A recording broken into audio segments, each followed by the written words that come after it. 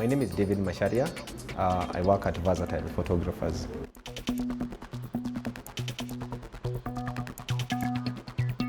Versatile Photographers have been in operation since the year 2007.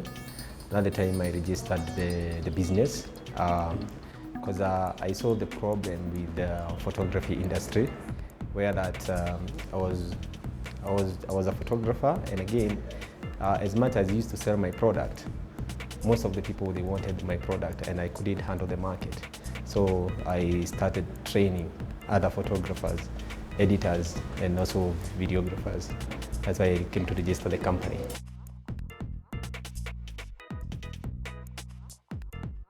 My story is quite strong because I joined photography industry the year 2000 when after my fourth form, I got a chance to work in one of the best studios by then, Mombasa Studios, where I met so many photographers because I used to print photos for them, and at the time I developed an interest in photography. And I met several photographers, and I met one photographer who had a very good job. His name is Kanini, and I used to ask, how do you get these kind of pictures? So one day I decided to go out with him and I see how he used to capture the photos. Then by the time I developed a real interest and passion in photography. In 2003, I resigned and I started doing my own thing. And yeah, the challenges were there when starting.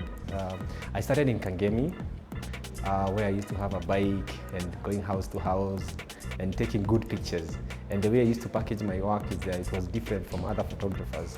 So I got a big market. And again, the people in Kangemi, they referred me to where they used to work. They needed photographers. And I also networked with so many photographers by then, like Boniface Mwangi, and the people who I used to work in the newspapers. So I also learned so much from them. Then with the referrals I used to get, my brand started growing. And till the year 2007, when I now realized I can no longer handle the business on my own, I decided let me register a company where I can work with a number of people. The kind of equipment you use, first of all, they are not cheap. The kind of cameras we use, they are not cheap, so money, it can be an issue. But when you have the passion, when you really want to do business in photography, you also discipline yourself. If today you make 5 shillings, don't eat all of it. So you save little so that you can actually achieve the kind of machines that you need to buy so that you can actually deliver the kind of photos you want to deliver to your clients. So that's one of the challenges, instead of buying equipment. And again, I didn't have a studio by then. I used to be a mobile, so I could actually walk house to house. And I think some of the people, it's like operating a briefcase office. Sometimes people, when they meet you the first time, they might not even trust you. So I had to look for a location. Yeah. And those are not the days where we used to have online thing. It used to be, house to house. I think I usually say I graduated from Google University, like most of the artists. So I used to take time, look for money, and those days we used to pay 5 shillings in a cyber for a minute, and internet used to be slow. It's not like nowadays. So I learned so much things from the website, and because I could network with photographers all over the world. And the moment I brought my product in the country and I launched my product, I say, this is the way I do my things. Even like the printing, we never used to do it locally, we used to do it outside the country. So first of all, the people to accept the kind of product that you're selling them, that was one of the challenges. But with time, we educated our clients, we educated how we work, and actually our product started now going viral, where people need a photo book. They no longer want those kind of albums for Kitambo. They want the new version of a photo book. They no longer want those kind of frames. They like the kind of mounts you do. And that journey, it has been long. And again, with the kind of clients we have worked for, they have always given us referrals. And we managed to open a studio. That is, after we registered the company, we managed to open a studio. That is 2008. My greatest achievement I've achieved now, I have a studio, the now Versatile Photographers, where we do very amazing family photo shoots. Yeah, and also we do commercial shoots at the same studio. Even nowadays we are doing music videos because the studio is spacious. It has inner towers, and again, Last year, we managed to, we got the job when the Potters was here, the President Barack Obama. And after we got the job and we managed, now we had started a mentorship program to mentor young people how to run photography.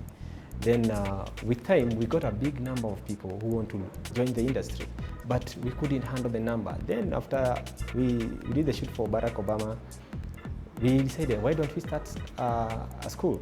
So we came together with a few photographers I have mentored and I work with. We structured something where we can actually teach others to be better than us. Yeah? Because it's not like before where if you want to run photography, you have to go to several schools. No. Now we teach specifically photography, the practical hands-on skills photography.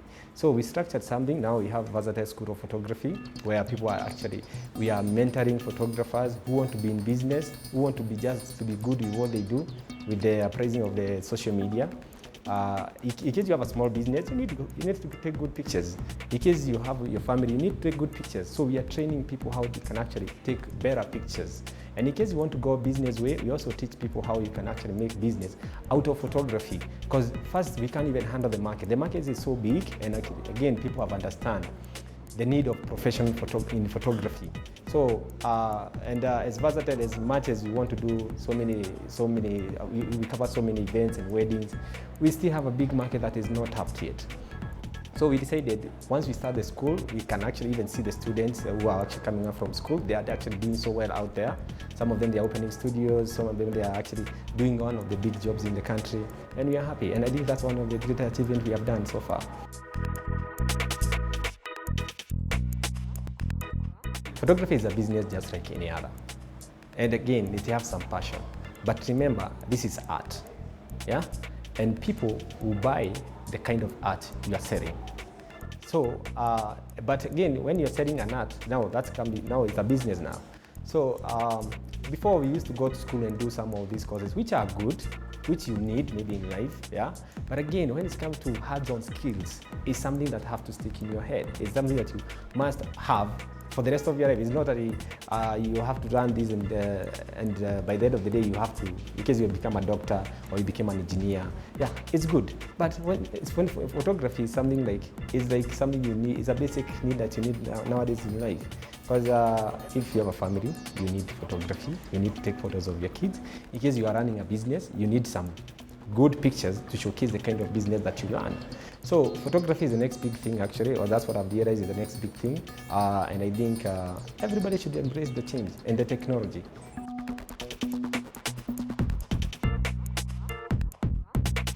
You know, me, I was a photographer. I never used to be an IT person, but I have to get to know what is computers all about, which kind of machines can help me achieve and sell my product more.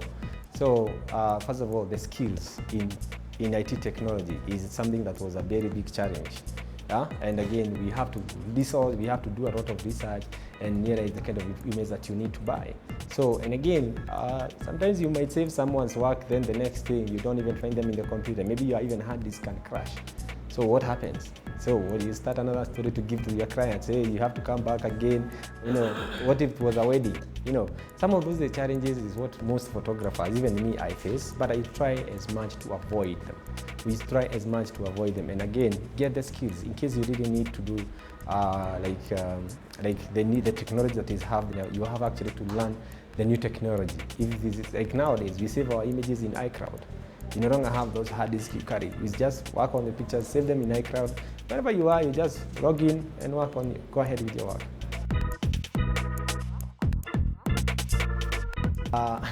When it comes to competition in photography business, the good thing about photography is art. Yeah? You as a client, you like the kind of photos I do, you come and buy that. So I would say that we have a big competition in the photography. Yes, it's there because we have so many photographers, but each and every client, there's a way they buy a different kind of art. The kind of style I'd shoot, maybe a client would be like, wow, this is the kind of pictures I need for my family. This is the kind of picture I would like to have for my wedding album. So it's an art, so I can't say there's a big competition. So as a photographer, you should not actually worry about competition. You just come up with your own art, put it out there, people will buy it.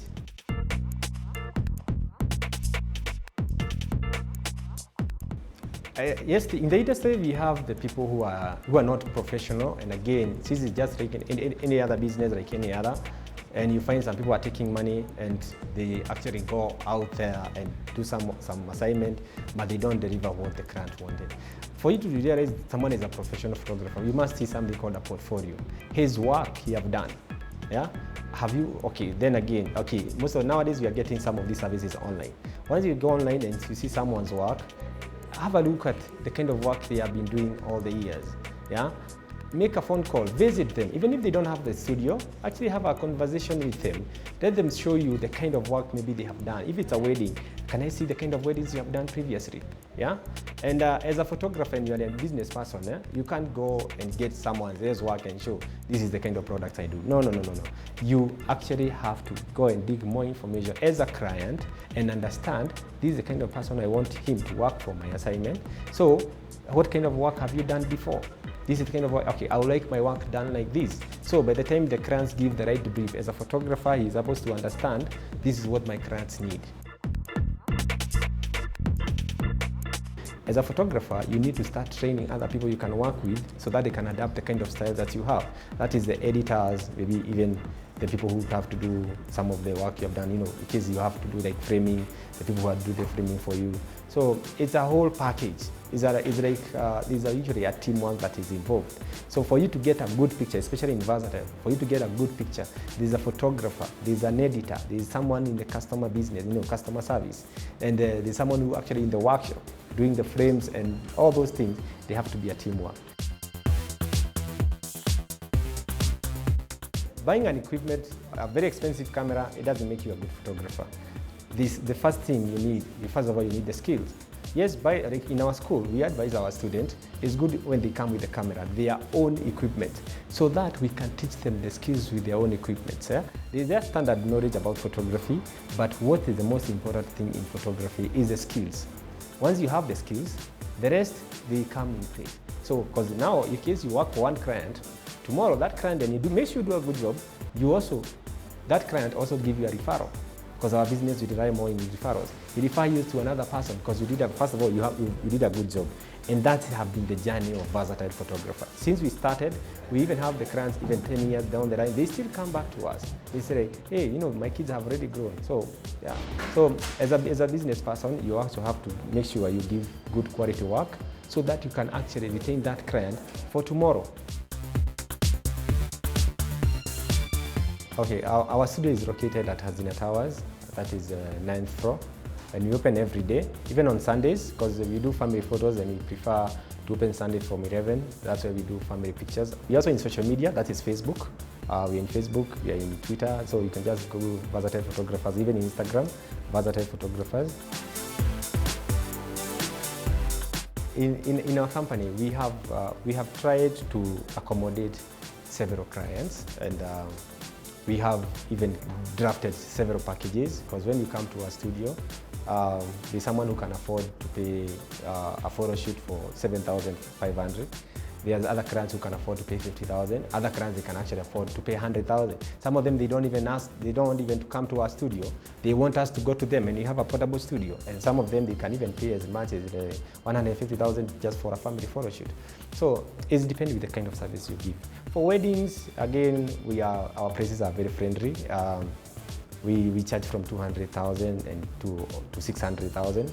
Yeah, and but again, it depends on the budget. We have that customer relationship, so we have created all the years. So sometimes we have to sit down with the client, understand the kind of product that they need. Yeah. My advice to young people who are actually looking for a job. Right now, most of us, even after school, we are all chasing the jobs. I think what you need to do, you need to seek for an opportunity. Don't look for a job. Look for an opportunity to work somewhere, even if you don't have to get paid. Then when you get that opportunity, create your own job in that firm. Yeah? Not just photography. When you get an opportunity to work with someone, create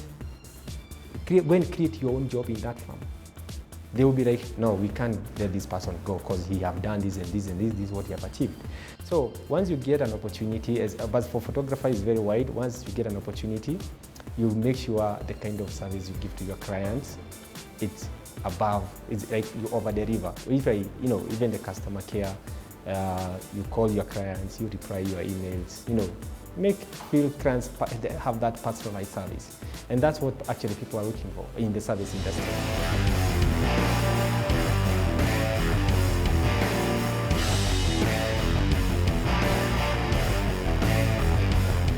Well, that was versatile photography and creative skills. We're still on visual art, and right now we're on creative of the week. We've got a tattoo artist today, and you're going to watch him do his craft right here, live. So if you've never seen anyone get a tattoo, then you're about to see that right here. Welcome to the show, Barry. Thanks. You introduce your model? Yeah, my model is called Philip. Hi, Philip. He's also my good friend. Yeah. And we're going to see you do your craft on him today. Yeah. He's got loads of that going on. Yeah.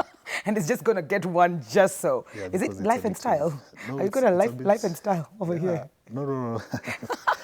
But we're going to use like a symbol of life, so lifeline, like a lifeline. Ah, okay. Okay, very creative. With a heart or something, yeah. Ah, that's very creative. Yeah. Okay, before we get to the process of doing this, how long have you been doing this? Been doing it for more than 8 years.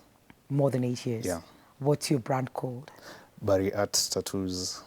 Yeah.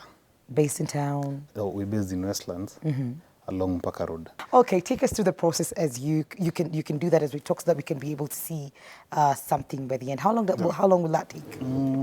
Like slightly like more than 15 minutes. Oh, okay. Then we have that time. Yeah. Don't you worry. Yeah. Oh. So first, like you have to talk with the client who is getting the tattoo. So like now, Philip decided to get a lifeline tattoo, which is something like that. Ah. Yeah. A lifeline tattoo. Each design has a meaning. Okay. Most of the designs. So depending on what someone wants. Yeah. I see you've worn your gloves, so hygiene is key. For hygiene thing, yeah. And then also you have to talk to the client, you advise the client where the image can be put on someone's body. Oh, that matters. Yeah, you can just advise. Because some designs look good on a particular part of the body. Okay. Yeah. Yeah. So the next thing is just to wrap. Why is it wrapped in polythene, nylon? Because of the sweat, so we just try and avoid like germs, sweat, and everything. So we have to change every time. Yeah. Okay. And then we have to stick it, so it has to be upright. And then we just stick it. What kind of paper is that? The print will be left on his arm? Yeah. Ah, okay. So basically using a different kind of carbon. Let me see that. Yeah. Oh, all right. So the next process, okay, we normally autoclave this one, like we sterilize them. Okay. So we normally have autoclaves. So before any tattoo, you have to sterilize it. But because of time, we already did it. Okay. Yeah.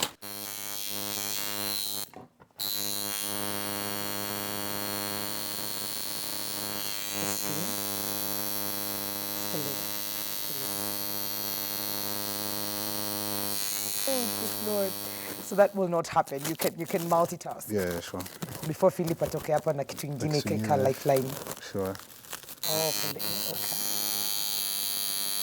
So the cover up, is there a way to remove it? To remove, people have changed their concept about tattoos? Yeah, even workplaces, nowadays at least someone can be hired with tattoos. If you compare it years back, it was a bit hard.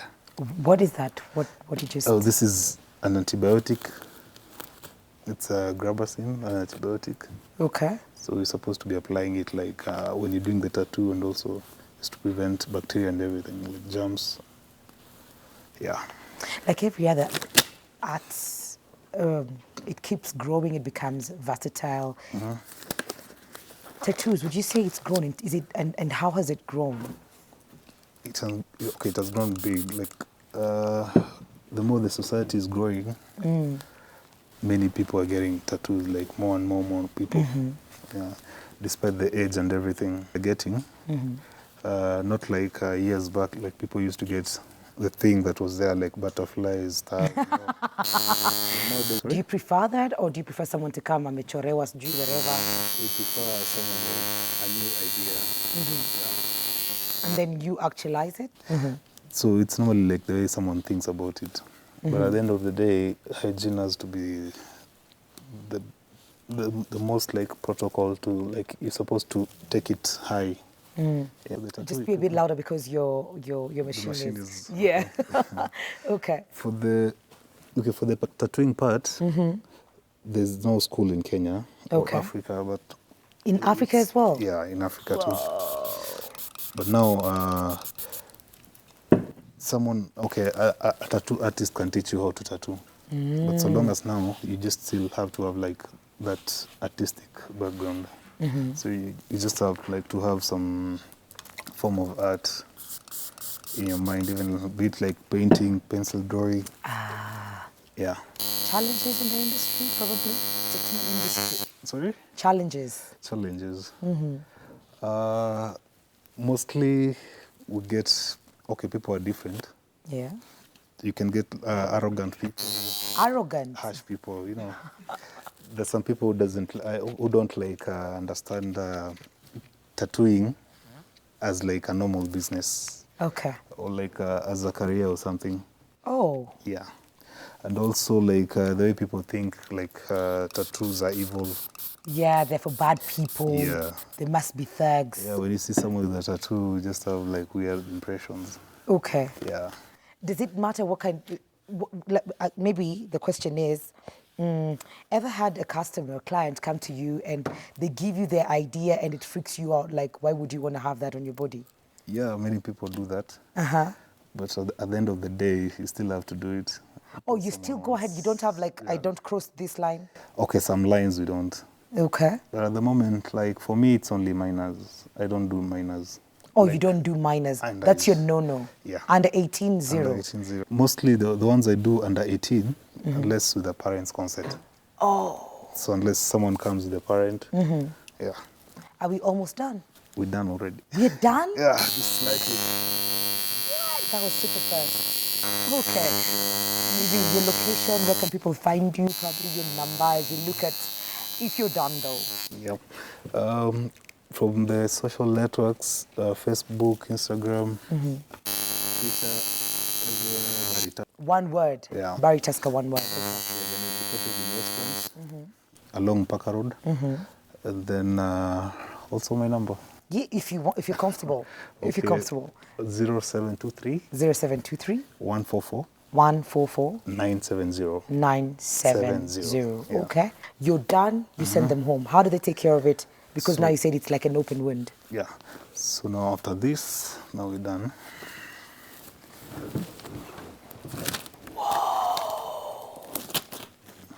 And it looks exactly like that. You have two people over here. These people are not supposed to be there? Yeah.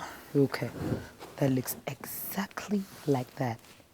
That's really good. Let's talk about the care. What is it supposed to do with this? So now, since it's like a fresh wound, it's supposed to be treated like with care. Like now, the first thing we're supposed to get like an antibiotic ointment. So like now him is supposed to go and get it.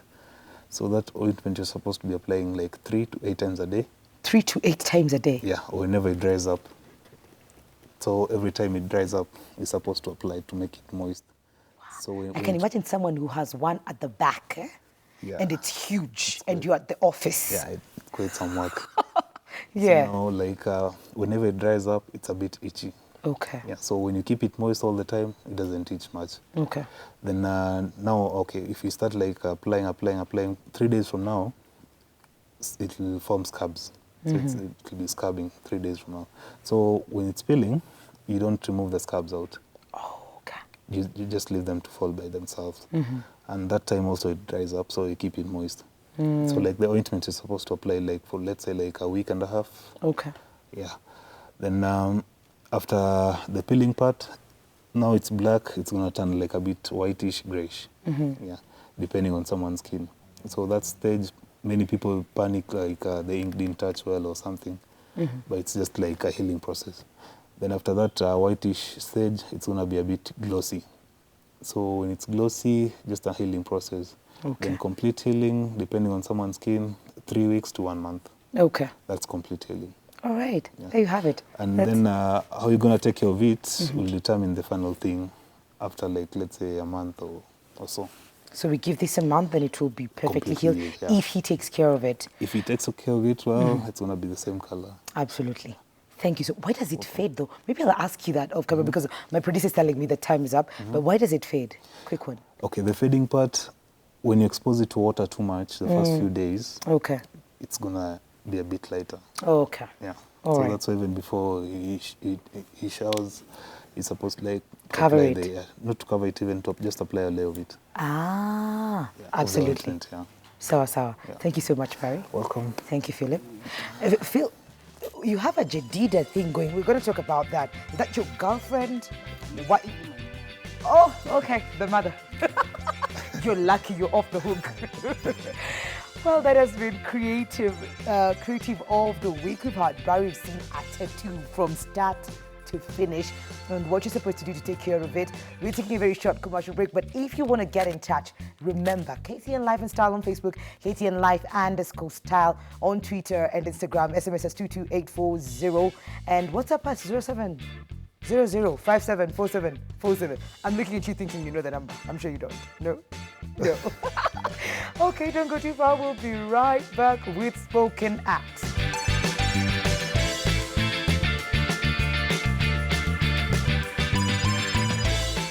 Inasemekana ati Museveni na Mugabe wataki kuretire, but simumpelekeo mrembo mwenye akiachiwa kiti jua vile amesimama.